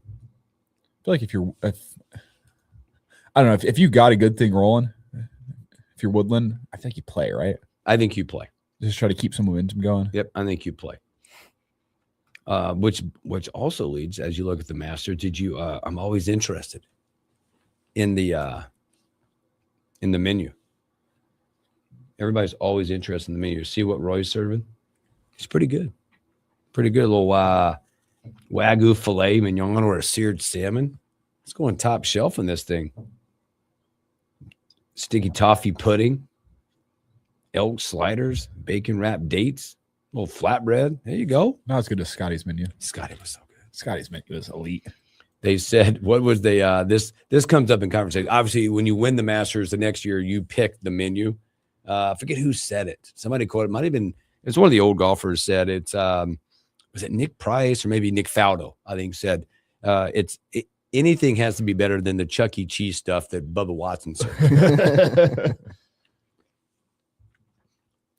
That's English food for you. Yeah. Chuck E. Cheese. What else you got out there? Have you guys read up about the NFL and replacement refs? I saw this headline. I guess the league is getting old, expecting and preparing for a lockout. So they are compiling a list of college-level officials to recruit, and owners are expected this week to approve a sweeping set of replay enhancements to support replacement officials in preseason and regular season games. Do you remember whenever this happened last time, NFL? Yeah. How about make a deal? And it was awful. Yeah. The touchdown in Seattle, that wasn't a touchdown, but the one ref called it a touchdown for the walk-off win. Like, come on now. Yeah. It's a bad road they're going down. We've played this game once before. NFL, learn from your mistakes. That was a freaking disaster. It's a bad road.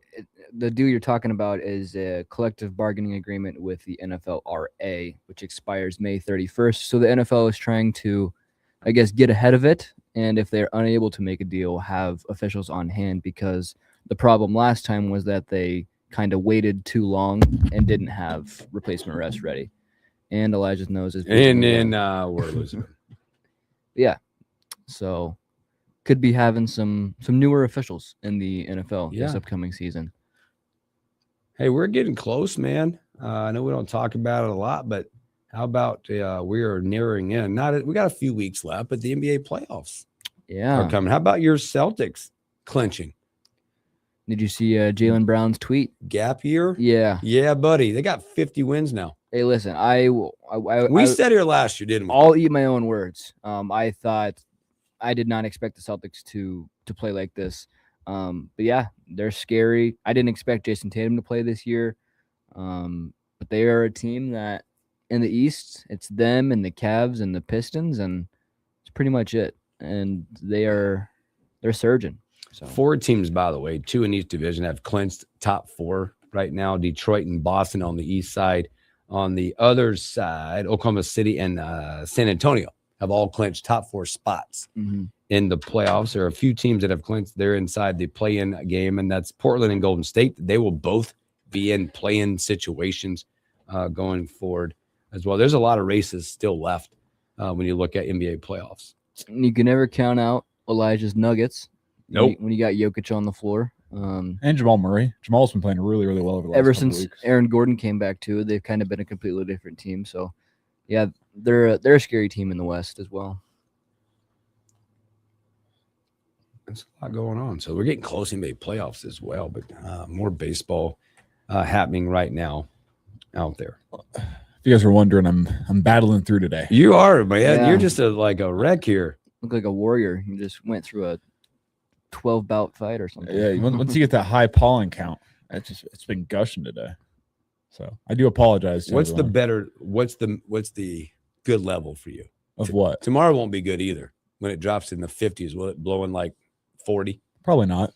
The rain. Listen, it's just this time of year. We're taking it on a day-to-day basis. I don't get the bloody noses. I get like stuffy and the scratchy eyes. Do you get that too, or is it just? Oh yeah, I get everything. It's bad. This has been since I was a kid. This time of year rolls around and the bloody noses start coming.